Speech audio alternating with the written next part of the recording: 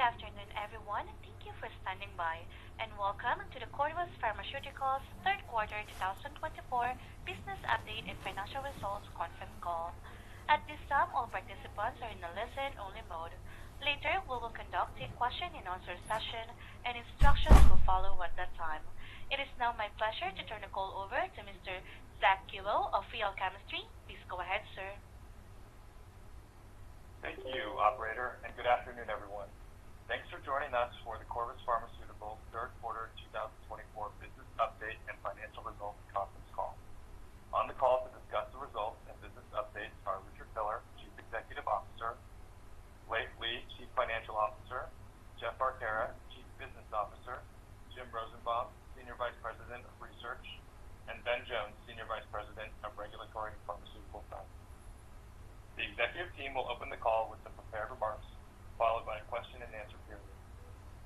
I would like to remind everyone that comments made by management today and answers to questions will include forward-looking statements.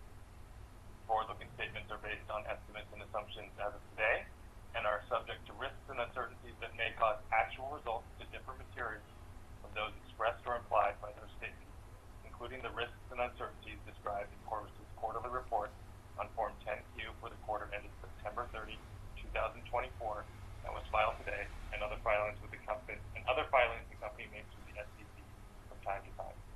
The company undertakes no obligation to publicly update or revise any forward-looking statements except as required by law. With that, I'd like to turn the call over to Leif. Leif? Thank you, Zach. I will begin with a quick overview of our third quarter 2024 financials and then turn the call over to Richard for a business update. Research and development expenses in the third quarter 2024 totaled $5.2 million compared to $4 million in the same period in 2023. The $1.2 million increase was primarily due to an increase in soquelitinib clinical trial expenses. The net loss for the third quarter of 2024 was $40.2 million, including a non-cash loss of $0.7 million related to Angel Pharmaceuticals, our partner in China. In addition, we recorded a non-cash loss of $32.8 million from the change in fair value of Corvus's warrant liability during the third quarter of 2024. This compares to a net loss of $6 million for the same period in 2023, which included a $0.9 million non-cash loss from Angel Pharmaceuticals. Total stock compensation expense for the third quarter 2024 was $0.7 million compared to $0.5 million in the same period in 2023.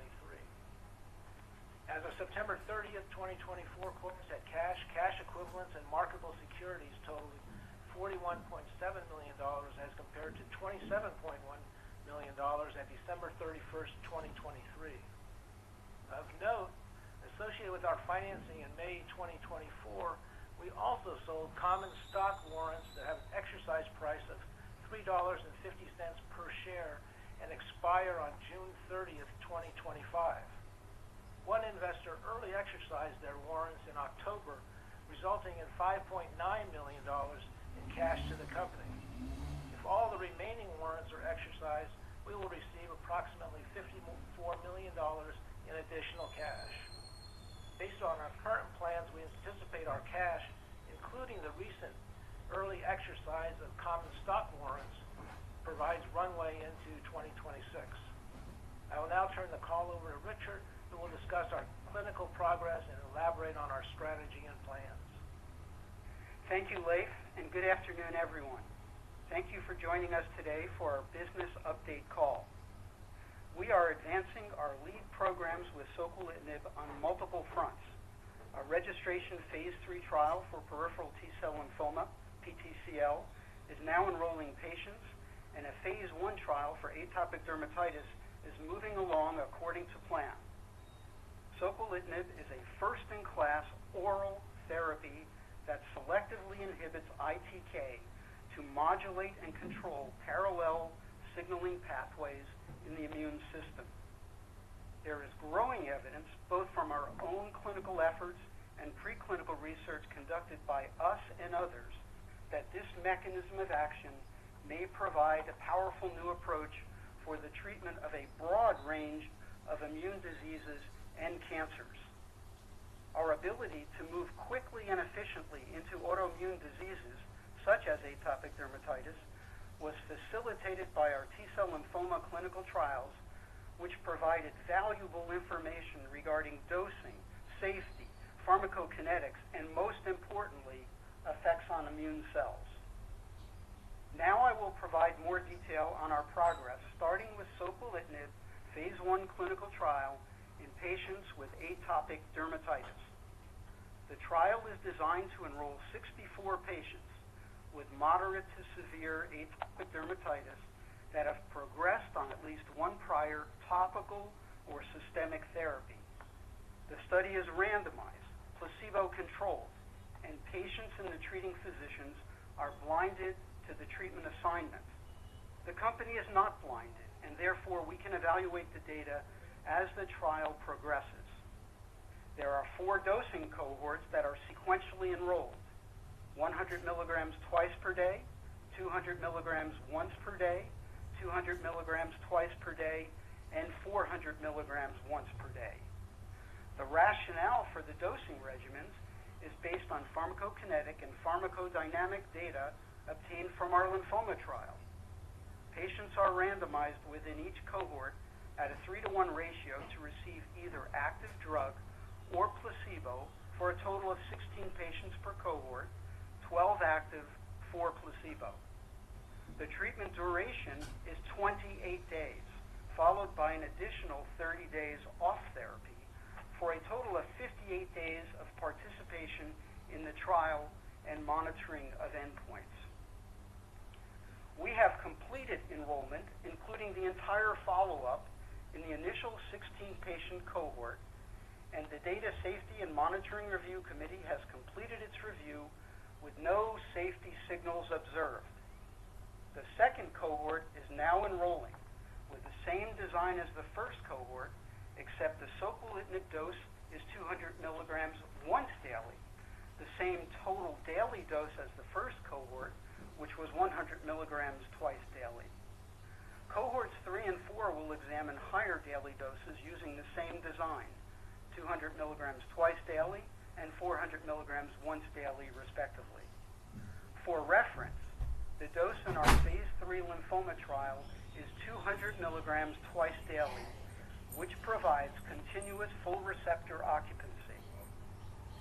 The primary endpoint is safety and tolerability, and efficacy is measured using the clinically validated measurements of improvement in eczema area and severity index, also known as EASI score, and the Investigator Global Assessment, or IGA score.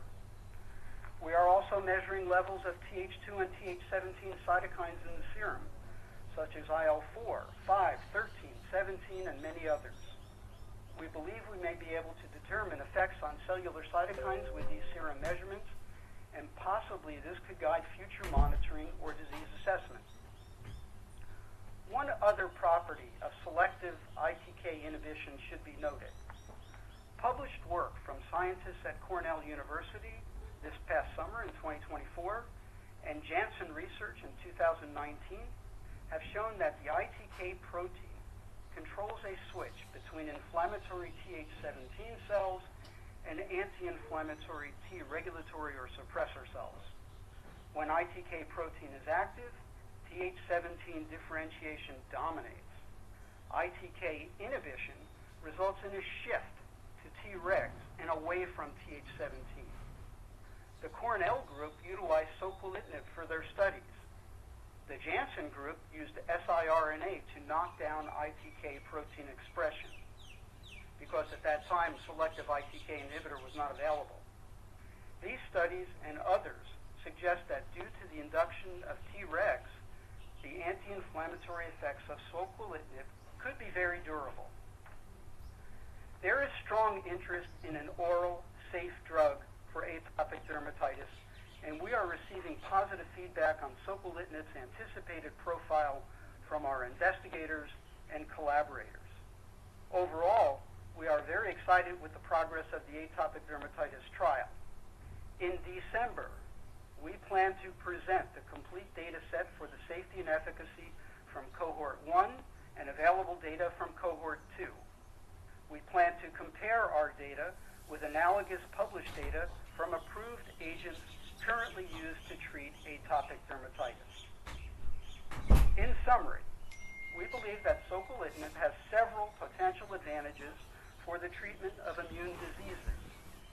An oral medication, attractive safety and tolerability profile, novel mechanism of action, durable response, and ability to address a broad spectrum of autoimmune and allergic indications. For example, comorbidities such as asthma in patients with atopic dermatitis. The broad potential of soquelitinib and our next generation ITK inhibitors is supported by new preclinical data showing that soquelitinib is active in systemic sclerosis, a chronic autoimmune disease that causes fibrosis and inflammation in many organs, including the skin. That data will be presented later this week at the annual meeting of the American College of Rheumatology. We continue to advance a range of second and third generation ITK inhibitor product candidates, which are designed to deliver precise T-cell modulation that is optimized for specific immunology indications. We are focusing our preclinical development on asthma, psoriasis, scleroderma, inflammatory bowel disease, and fibrotic diseases, with a host of additional indications identified for future work. Now for an update on soquelitinib in oncology. In September, we initiated our registrational phase 3 clinical trial for relapsed PTCL. There are currently no FDA fully approved agents for the treatment of relapsed PTCL, and the FDA has granted orphan drug designation and fast track designation for soquelitinib for the treatment of relapsed T-cell lymphoma. The study is designed to enroll 150 patients randomized to soquelitinib or standard of care chemotherapy, which is either pralatrexate or belinostat. The primary endpoint for the study is progression-free survival. We are now enrolling patients at multiple clinical sites, and we are on track with our plan. Our team is working to open additional sites with a goal of about 40 to 50 centers in the United States, Australia, Canada, and South Korea participating in the trial. The vast majority will be in the United States, including centers such as MD Anderson, Memorial Sloan Kettering, City of Hope, Washington University, and other institutions. We are delighted to have the participation of leading centers with extensive experience and expertise in conducting clinical trials in T-cell lymphomas. While we are no longer enrolling new patients in our phase 1 trial, we continue to monitor patients on therapy as they complete their scheduled follow-up assessments. There are 4 patients who remain on therapy, including 3 with the previously reported complete responses, which are sustained, and 1 patient who achieved a partial response. The patient with the partial response continues to demonstrate tumor regression over time, but has not yet reached a complete response. Therapy in 1 additional patient who achieved a complete response was discontinued while in CR after 24 months on treatment, per the study protocol. The objective response rate for the phase 3 patients remains at 39%, or 9 out of 23 patients. This includes 6 complete responses and 3 partial responses. The median PFS remains 6.2 months. Published median PFS for belinostat and pralatrexate are 1.6 months and 3.5 months respectively. We are also planning a single-agent soquelitinib solid tumor trial in relapsed renal cell cancer, or RCC, representing a new approach to immunotherapy of this disease. The biochemistry, mechanism of action, and preclinical data in solid tumors for soquelitinib tumor immunotherapy is now in press in the peer-reviewed journal Drug Discovery, a Nature partner journal. Given our focus on our atopic dermatitis and PTCL trials, we now plan to initiate our solid tumor clinical trial sometime in early 2025. We also continue to advance our other clinical stage development programs. We have been one of the leaders in the development of adenosine 2A receptor antagonism for the treatment of cancer with ciforadenant. This includes our phase 1b/2 clinical trial that is being conducted in collaboration with the Kidney Cancer Research Consortium. The trial is evaluating CIFO as a potential first-line therapy for metastatic renal cell cancer in combination with ipilimumab and nivolumab. The study is enrolling at MD Anderson, Vanderbilt, Duke, and the University of Pennsylvania.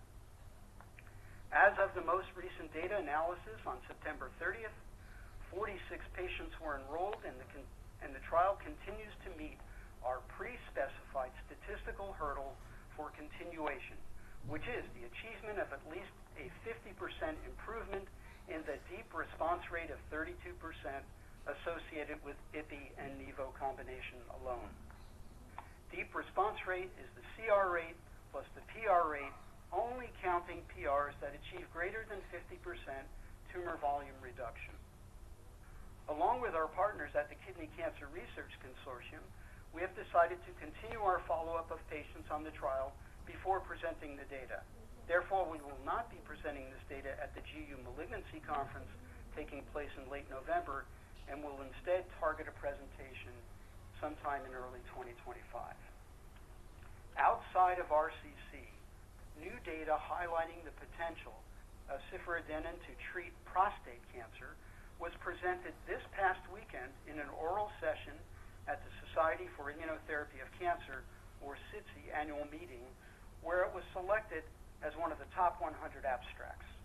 This research was led by Dr. Larry Fong from the Fred Hutch Cancer Center and UCSF. The data demonstrate the potential of CIFO to overcome immunotherapy resistance in metastatic castration-resistant prostate cancer.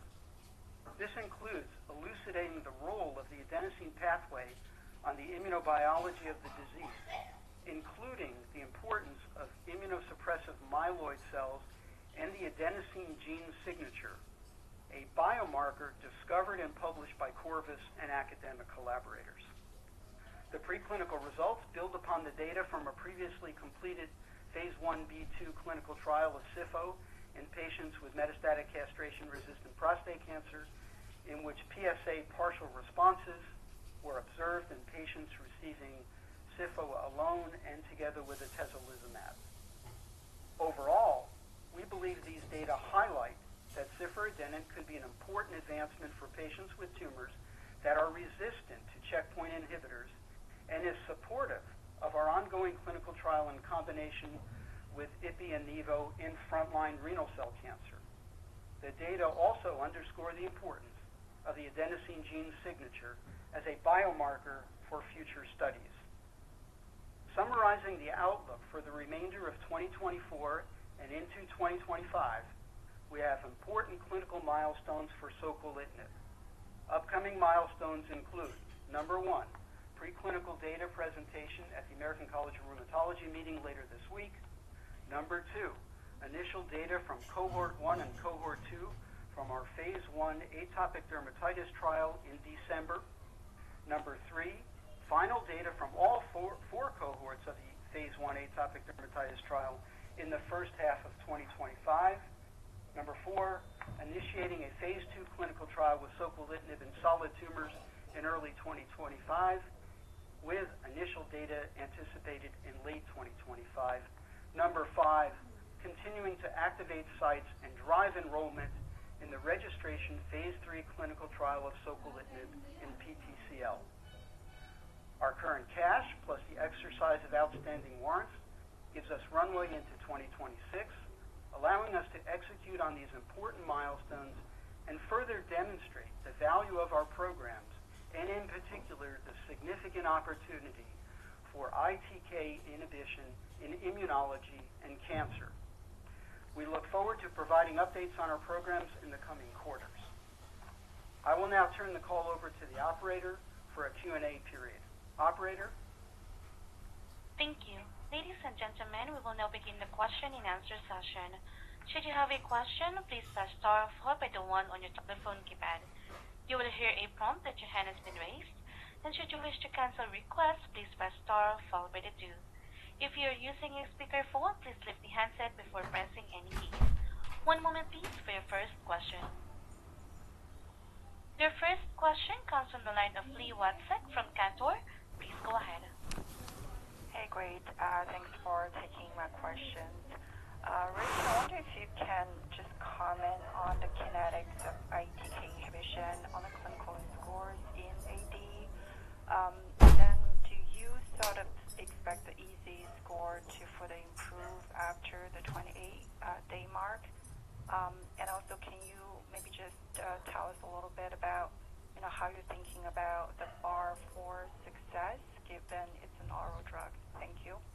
Okay, thank you for the question, Lee. The kinetics of the response are very quick. We see improvement in about the first week. I'll elaborate more of this in our call in December. We expect the criteria for success to be similar to what you've observed for other approved agents, for example, a Dupixent. We'd be looking at 28-day data and comparing it to 28-day data for similar compounds or for Dupixent and other approved agents. We do expect that there would be a very durable effect from soquelitinib based on its mechanism of action and potential for further improvement. Okay, thank you. Thank you. And your next question comes from the line of Roger Song from Jefferies. Please go ahead. Great. Congrats for the progress. And then, so a couple questions also related to the atopic dermatitis, the data release. Given you will have the initial data readout in December and then the final data early 2025, how should we think about the follow-up time period for those cohorts? And then in terms of the efficacy endpoint, do you see those endpoint will have a different kinetics with different follow-up? Thank you. We will report in December 28-day data. We'll report on the kinetics of as I mentioned to the last question. We are seeing responses rapidly, like within a week. We'll report the 28-day data. I would expect, of course, we'll have complete follow-up on the cohort number 1. Cohort number 2, we won't have the entire 58-day follow-up. As we get into cohort 3 and 4, we'll start to evaluate the kinetics and durability of the responses over the 2-month period. Got it. Thank you. Maybe to follow up on the dose, based on the PK/PD and then maybe preclinical modeling, do you expect to see the dose dependence for your the 4 arms you're testing in phase 1? Thank you. Well, the purpose of this study was to determine the optimum dose, and we've looked at 4 different doses, dosing regimens, and doses. I would expect the efficacy to improve as we go higher in the dose, just based on what we've seen in lymphoma studies and getting more saturation of the target. However, atopic dermatitis is a different disease than lymphoma, so I'm not sure that would turn out to be the case. But the purpose of our study was to determine what would be the optimal dose, and we benefit from the lymphoma studies, which gave us sort of a lower end and a higher end to examine. Got it. Thank you, Rich. That's it from us. So Roger, just to maybe elaborate a little bit on that, we know that 100 milligram dose, the first cohort, and we know this from our lymphoma studies, gives you reasonable saturation of the target, but not complete. Reasonable, and we're able to. We have measurements from our lymphoma patients where we've been able to measure that immediately after taking a dose and then at the nadir, at the low point. And we know that 100 milligram dose Gives you reasonable coverage, but not total coverage. We know at a higher dose, for example, at 200, you get better coverage, etc. Now, the question is, what kind of coverage do you need for atopic dermatitis? That's not lymphoma. Do you really need 100% occupancy all of the time? Nobody knows the answer to that question, and we're going to figure that out. Thank Does that you. make sense?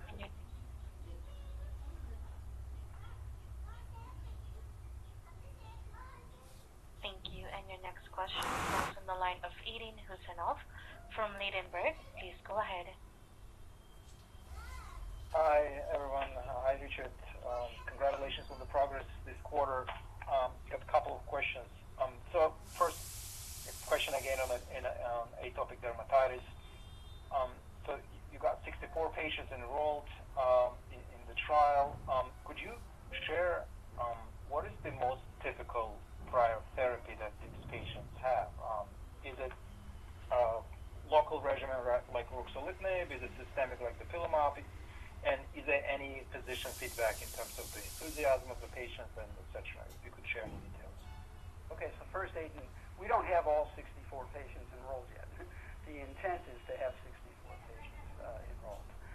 We're enrolling cohort number 2 now.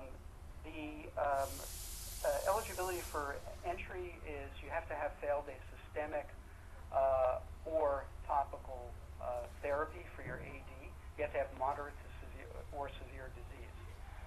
So far, the patients enrolled, and we'll present more of the details on this in December, have not failed a systemic therapy, but have failed topical therapies. Just about all of the patients that we've treated so far have discontinued their topical therapy while they're on our drug. Okay, so mostly this is sort of topical failure. It's pre-Dupixent essentially patient population. So far. Now we're in the middle of the study. Okay, that makes sense. So also want to go back to PTCL indication and maybe sort of outdated question, but do you have any updates on phase 1b patients? Any CRs turned into PRs or any PRs? Any sort of PRs turned into CRs or any updates on the duration of response for phase 1b? So I mentioned in my remarks that there's 4 patients still on therapy. The 3 of those are CRs that are, months. I don't remember, 6 to 12 months out there at least. One of the PRs has continued tumor regression. That patient has been on treatment about 18 months now, and just has slow continued improvement in his disease. It is not yet a CR, but it's looking pretty promising for that. Now, one of the CRs, we stopped therapy while in CR per protocol. We can't treat beyond 24 months by our protocol. So that patient discontinued therapy while in CR. Okay, so one PR may potentially turn into CR. And how do you explain overall such a broad availability of CRs versus PRs? So you have more CRs than PRs, which is unusual. So how do you explain, what does it tell us about the mechanism of action here?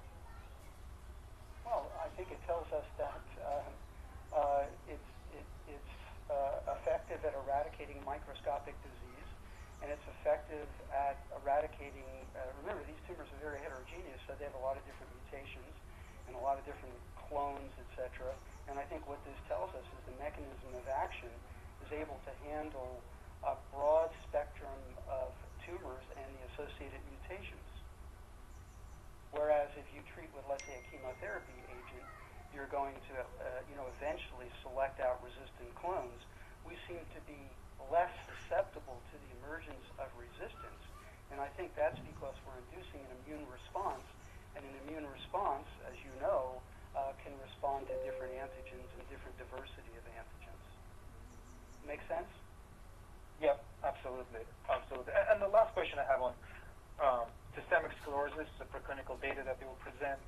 So another hard-to-treat indication, autoimmune indication. So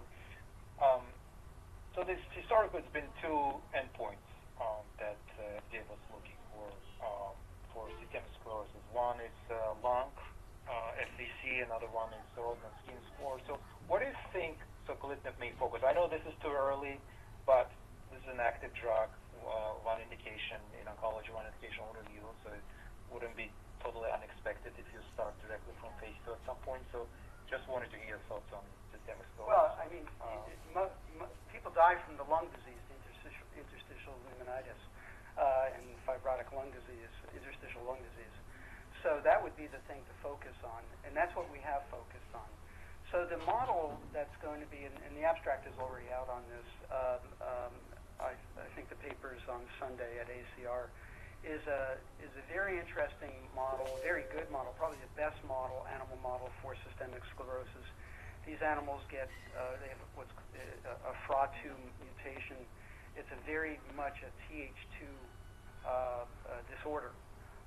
And they have fibrosis, fibrotic lung disease, they get right heart failure, and all of that responds to treatment with soquelitinib. In addition, we've also tested soquelitinib in your typical bleomycin fibrotic interstitial lung disease, and it's very active in that model as well. So I think down the line, systemic sclerosis, I mean, the thing that we would focus on would be lung disease, because that's what kills people, and that's that's the biggest, the most serious part of the problem. And as you know, lung disease and right heart disease go together, and arterial hypertension and so forth. So that would be, that's an interesting disease for us. It also gives us a window in fibrotic diseases. Fibrosis is very much Th2. We block Th2 very well. And so this opens up a whole new set of diseases that have to do with fibrosis, everything from scleroderma to cirrhosis to other fibrotic diseases. Right. Yeah, makes sense. And I'm sorry, just the last question I want to ask: how do you dose differentiate between oncology and autoimmune diseases? These are two big sort of indications. Just wanted to hear your thoughts on this. Well, I think it's a little early to speculate on that. I mean, we're in the middle of a trial now where we're going to learn a lot about dosing and regimen. But I think I'll go out on a limb here and say I don't think we're going to need to treat atopic dermatitis continuously. I think cancer you will. Got it. Yeah, makes sense. Makes sense. Okay, thanks so much, Richard. Congrats with the progress this quarter. Thank you. Thank you. And your next question comes from the line of Greg Suvanave. Please go ahead. Hi, thanks so much for taking my questions here. Congratulations on all the progress that you've been making. If I could just revisit the readout, the interim readout in atopic dermatitis that you're expecting in December. As it relates to EASY, just if you could clarify, will you be specifically reporting on both EASY 50 and EASY 75? And then a follow-up is just going back to comments, Richard, you made in response to, I think, one of the first questions on the Q&A, which was expectations around what the bar for success would be. I think you had mentioned you would expect something similar to approved agents such as Dupi, but I'm wondering if, since you're an oral therapy, if you feel the need to be as effective as perhaps some of the injectables like a Dupi. And then I have a follow-up. Thank you. Okay, so let me thank you for the question. So we expect a report for cohort 1 and cohort 2. Now we'll have more follow-up on cohort 1, of course, because it was enrolled first. We expect to report on the mean percent EASI score reduction for placebo and for active. We expect to report on EASI 50, EASI 75, EASI 90. We expect to report on IGA 0 and 1. Those are very typical things. So we will be reporting on that. Obviously, we report on safety as well. Now, your question about, what will we compare to? Well, there is, our regimen, again, this is the first dose we've tested. It's 28-day dosing. We can compare and will compare to, let's say, Dupixent, phase 1 trial where they had already optimized their dose and treated for 4 weeks and 12 weeks. So we can compare to things like that. And that's what we plan to do. Now, your question about do we have to be as good because we're oral and safe and more convenient? We're pretty excited about the mechanism of action of our drug, so I want to be better. I plan to be better. Okay.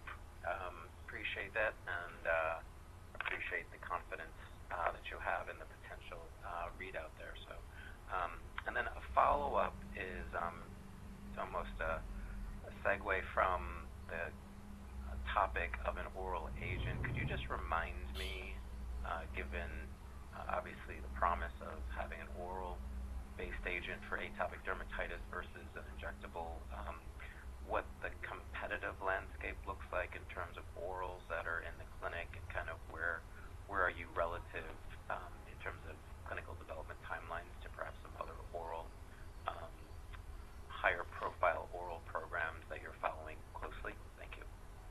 Well, that's a very hard question. So as you know, there are many drugs in development for atopic dermatitis. Most of those are injectables, biologics.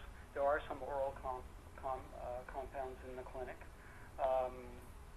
I don't know if I'm in a position to comment on those. I think they're pretty early. I don't really know what their data is. I know there's some data readouts also before the end of the year. So I'm not sure I'm able to comment on our product relative to those. Okay, thank you very much. Thank you. And your next question comes from the line of Jeff Jones from Oppenheimer. Please go ahead.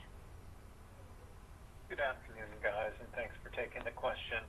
I guess I'll switch over from AD and go back to PTCL.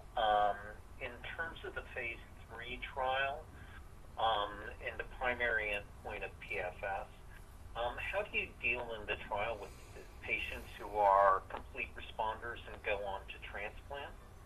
And then interested in your view on the bar for success here, given some of the data we're seeing on the PI3K inhibitors at ASH right now. And then I've got a follow-up. Okay. So first of all, Jeff, it is a randomized trial, and there's an equal number of patients in the standard of care, bluestatin, pralatrexate, and the soquelitinib arms. So if you go on to a bone marrow transplant, you are censored at that point. We continue to follow you, but you're censored at that point. The number of patients that's anticipated to go to transplant, in a study like this, maybe 10%, maybe not even that high. So that's not going to be a huge factor. But the answer to your question is they would be censored. You count their response and their PFS to the point in time that they go on for a transplant. Now, the second part of your question was criteria for success, I think. It was. Yeah, well, that's built into the protocol, as is the censoring. That's all defined in the protocol. That's all been reviewed by FDA. So the statistical plan gives us about a 90% power, actually. I think it's 89% power to see a 1.5-month improvement over the control arm. So that would give you a hazard ratio of about 0.56. So that's what we need to do to win. Now, just getting back to the transplant question, just so people understand, I mean, most patients are too old for a transplant. This disease is mostly a disease of older people. Most patients are too old, and patients have to get into a good remission to get a transplant. That's why it's been such a small subset of patients who gets to transplant, and why it's so hard to interpret the transplant data, because you're selecting out a very favorable patient population to begin with. in any event, in our study, we deal with that by censoring that data.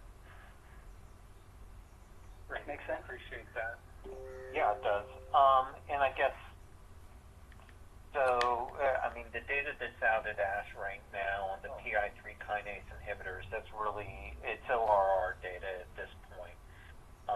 But I guess just your thoughts on what you're seeing there with some of those, I guess, you know, between 40 to 60% ORRs in a couple of those studies. Yeah, so the PI3Ks have been around for a long time now in PTCL. They give you, you know, reasonable responses. They're usually very short-lived. Those drugs are highly toxic with liver abnormalities and hematologic abnormalities as well. I don't really think that is a significant competitor to soquelitinib should our trial be positive. Okay.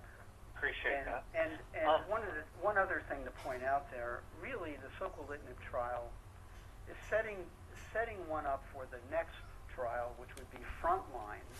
I mean, this is a registration approvable trial, but the next study, which people already want to do, is to combine soquelitinib with chemotherapy frontline and perhaps use it as maintenance therapy because of safety and convenience. You're not going to do that with a PI3K. You can't just slam that together with a bunch of chemotherapy drugs. It would be too difficult to do that from a safety standpoint. And using it as a maintenance would be also problematic. Got it. Okay, appreciate that. One quick follow-up on the renal cell study with soquelitinib. In terms of selecting patients for enrollment there, are you going back to looking at absolute lymphocyte counts or using prior lines of therapy? How are you sort of looking at sort of T-cell health there? Yeah, so, well, we're not using that as an eligibility criteria, although we're going to be collecting that data. The renal patients are not as beat up immunologically as these lymphoma patients. So I think we'll be in better shape there because, I mean, lymphoma patients are inherently pretty immunosuppressed from the disease as well as the types of therapy they've had. That's less of a problem in renal.